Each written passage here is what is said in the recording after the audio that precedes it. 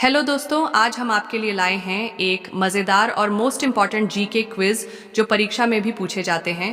तो दोस्तों, शुरू करने से पहले अगर आप चैनल में नए हैं तो चैनल को सब्सक्राइब करें ताकि ऐसे ही महत्वपूर्ण जीके क्विज़ वीडियो सबसे पहले आप तक पहुंचें। और जिनका जवाब आप जानते होंगे उनके जवाब आप कमेंट करके बताएं। देखेंगे आपको कितने का जवाब पता है। आपका पहला सवाल है, भारत की राजधानी दिल्ली से पहले कौन थी? आपका ऑप्शन है ए लखनऊ, बी चेन्नई, सी कोलकाता, डी अहमदाबाद।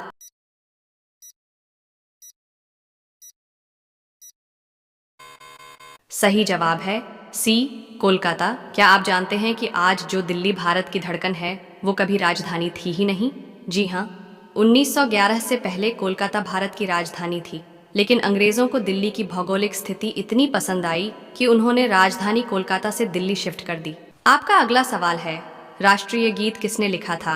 आपका ऑप्शन है ए बंकिम चंद्र चटर्जी, बी रविंद्रनाथ टैगोर, सी उर्मिला शाह, डी मनोहर मेहता। उत्तर जानने से पहले वीडियो को लाइक करें और कमेंट में अपना जवाब लिखें। देखते हैं कितने लोग सही उत्तर जानते हैं। सही जवाब है ए बंकिम चंद्र चटर्जी। वंदे मातरम सिर्फ एक गीत नहीं बल्कि हर भारतीय के दिल की धड़कन है, और यह गीत भारतीय स्वतंत्रता संग्राम में देशभक्ति की भावना जगाने का सबसे बड़ा जरिया बना। आज भी इस गीत को सुनकर रोंगटे खड़े हो जाते हैं। आपका अगला सवाल है, महाराणा प्रताप के घोड़े का क्या नाम था? आपका ऑप्शन है ए चेतन, बी चेतक, सी चिट्ठी, डी चेतु।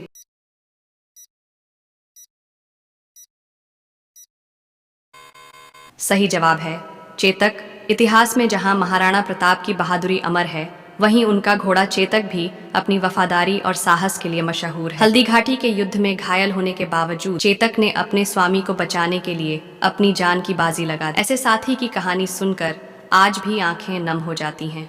आपका अगला सवाल है, इंडियन नेशनल आर्मी की स्थापना किसके द्वारा की गई थी?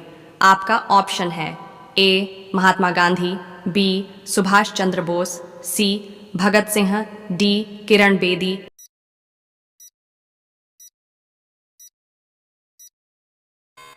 सही जवाब है बी सुभाष चंद्र बोस। तुम मुझे खून दो, मैं तुम्हें आज़ादी दूंगा। यह सिर्फ एक नारा नहीं बल्कि एक ज्वाला थी जिसने हर भारतीय के दिल में स्वतंत्रता की आग भड़का दी। साल था 1943 जब सुभाष चंद्र बोस ने इंडियन नेशनल आर्मी यानी आज़ाद हिंद फौज की स्थापना की। इस सेना ने ब्रिटिश हुकूमत को दिखा दिया कि भारतवासी सिर्फ शब्दों से नहीं बल्कि अपने साहस और बलिदान से भी इतिहास लिख सकते हैं। जलियांवाला बाग हत्याकांड का आदेश किसने जारी किया था? आपका ऑप्शन है A Lord Reading, B Lord James Fort, C General Dyer, D Lord Ripon.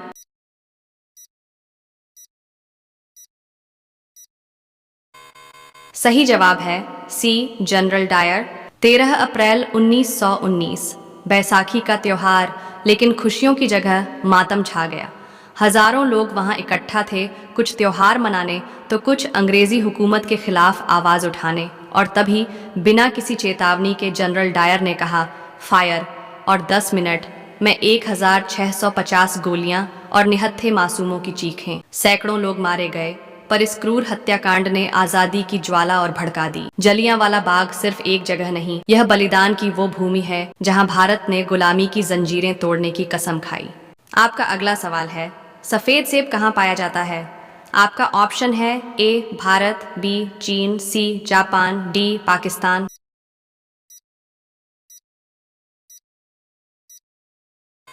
सही उत्तर है चीन।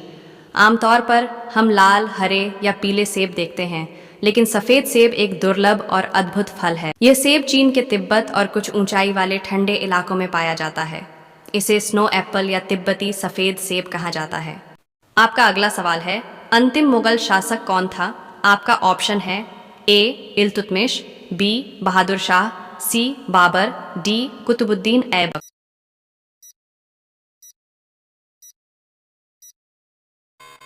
सही जवाब है बी बहादुर शाह। भारत में मुगल साम्राज्य का सूरज बहादुर शाह जफर के साथ डूब गया।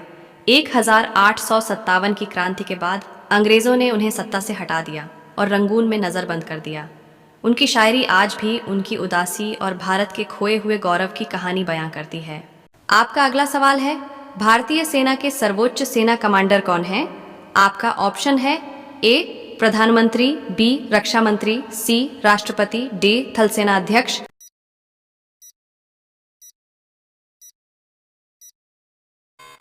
सही जवाब है सी राष्ट्रपति। भारतीय सेना के तीनों अंगों थल सेना, नौसेना और वायुसेना के सर्वोच्च कमांडर भारत के राष्ट्रपति होते हैं। हालांकि सेना का संचालन चीफ ऑफ स्टाफ करते हैं, लेकिन अंतिम और सबसे बड़ी शक्ति राष्ट्रपति के पास होती है। आपका अगला सवाल है, भारत में स्थापित पहला नेशनल पार्क कौन सा है? आपका ऑप्शन है A Kaziranga National Park, B Corbett National Park, C Ranthambore National Park, D Bandhavgarh National park.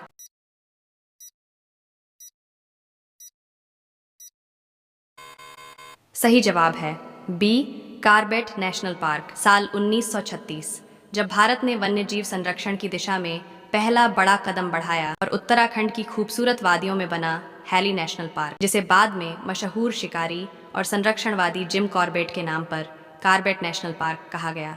आपका अगला सवाल है, माउंट एवरेस्ट पर चढ़ने वाली पहली भारतीय महिला कौन थी? आपका ऑप्शन है ए संदीप कौर, बी बछेंद्री पाल, सी ममता यादव, डी अरुणिमा सिन्हा।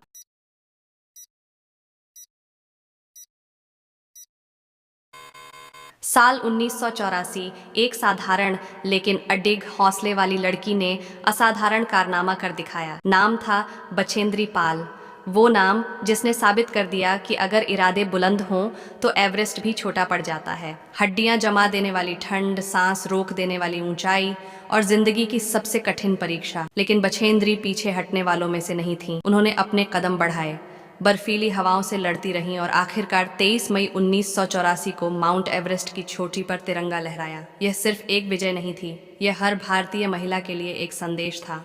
अगर हौसले की उड़ान हो तो कोई भी शिखर दूर